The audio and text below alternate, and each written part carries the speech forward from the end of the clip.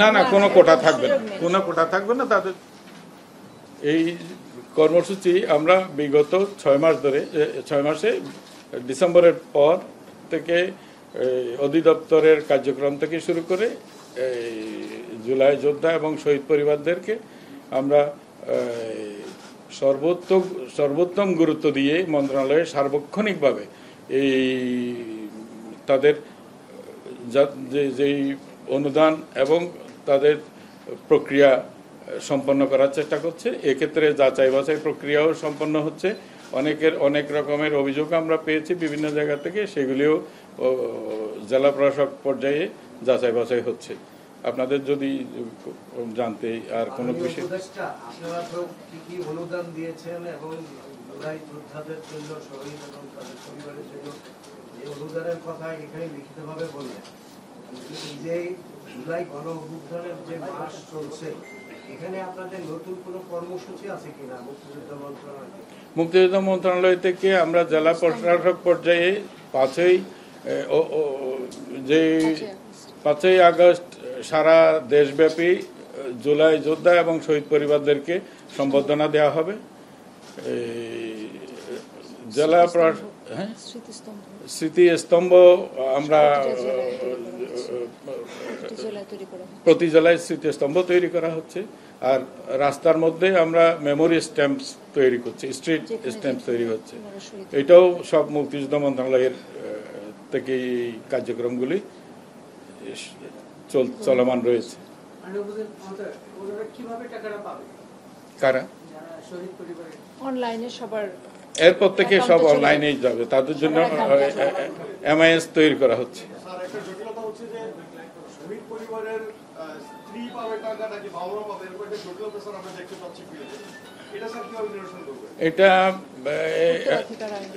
এটা অনেক বেশি না, যাদের আছে তাদের আমরা তাদের মধ্যে আলাপ আলোচনা করে একটা বলো। এটা আসলে বিষয়টা, এটা একটা অ্যামিকেবল না, কিন্তু যেটা হলো যে আমাদের উত্তরাধিকার আইন যেটা আছে সেই অনুযায়ী সবাই টাকাটা পাবে আর কি। সম্পদ আমরা যেভাবে পাই একইভাবেই আমরা আসলে এই আমাদের বিধিমালা এবং আমাদের যে অধ্যাদেশ হয়েছে সেখানেই আমরা বলেছি যে তারা এইটা তাদের উত্তরাধিকার আইন হিসেবে যেভাবে পায় সেই হিসেবে এটার ভাগ বটরাটা সেভাবেই হবে।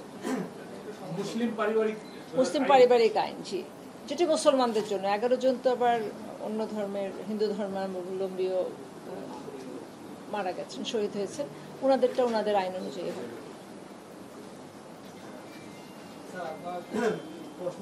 প্রশ্নটা দুটো বিষয় জানা আছে। একটা হচ্ছে যে আমরা যতটুকু খবরে দেখছি যে জুলাই যোদ্ধা এবং শহীদ পরিবারকে ফ্ল্যাট দেওয়া হবে সরকারিভাবে, সেটা সঠিক কিনা, এবং সরকারি চাকরিতে তাদের জন্য একটা কোটা বরাদ্দ করা হবে, এই দুটো তথ্য সঠিক কিনা? আমাদের মন্ত্রণালয়ের পক্ষ থেকে এদের পুনর্বাসনের কর্মসূচিগুলা নির্ধারণ করা হয়েছে। সেই অনুসারে মন্ত্রণালয় যাবতীয় কার্যক্রম গ্রহণ করবে। এই কার্যক্রমের ভিতরে ফ্ল্যাট দেয়া কিংবা চাকরির কোটা দেয়া এইসব বিষয় নাই। পুনর্বাসনের কর্মসূচি আছে। পুনর্বাসন নানানভাবে হতে পারে, তাদের প্রশিক্ষণ দিয়ে যার যার যোগ্যতা অনুযায়ী তিনি যেভাবে পুনর্বাসিত হতে চান, অথবা আত্মকর্মসংস্থানের জন্য যদি তিনি হাঁস মুরগি কিংবা পশুপালন করে, মৎস্য পালন করে, যেভাবে উনি ওনার জীবিকা সংস্থান করতে চাইবেন সেই ধরনের সুবিধাদি সরকারের পক্ষ থেকে গ্রহণ করা হবে। আরেকটা বিষয় স্যার আলোচনা করেন, সেটা হচ্ছে জুলাই যোদ্ধারা সরকার অনুদান দেবে, সে স্বাভাবিক, তারা পদে আত্মত্যাগ রয়েছে। মুক্তিযোদ্ধারাও এখন ভাতা পাচ্ছেন 20,000 টাকা, জুলাই যোদ্ধারাও পাচ্ছেন 20,000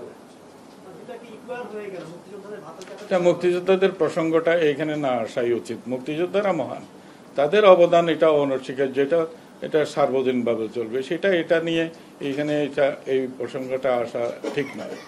এটা না না, এটা ওইভাবে কেউ দেখছে না, এইভাবে আমরাও দেখছি না। মুক্তিযোদ্ধাদের ভাতা তো পেতে পেতে তাদের 30-35 বছর লাগছে এইখানেই আসতে। মুক্তিযোদ্ধারা তো ভাতাই পায় নাই 30 বছর ধরে, তাদের তালিকাই হয় নাই, খবরেই নাই।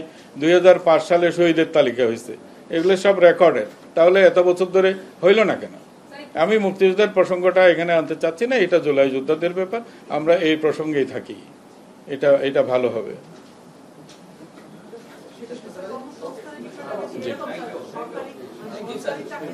জি ধন্যবাদ।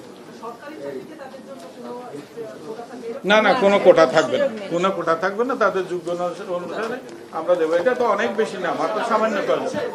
জি ধন্যবাদ। শাইনি চুলে এখন হবে সব হেয়ার স্টাইল। সিল্কোর দ্বিগুণ শাইনি চুল প্রতিদিন।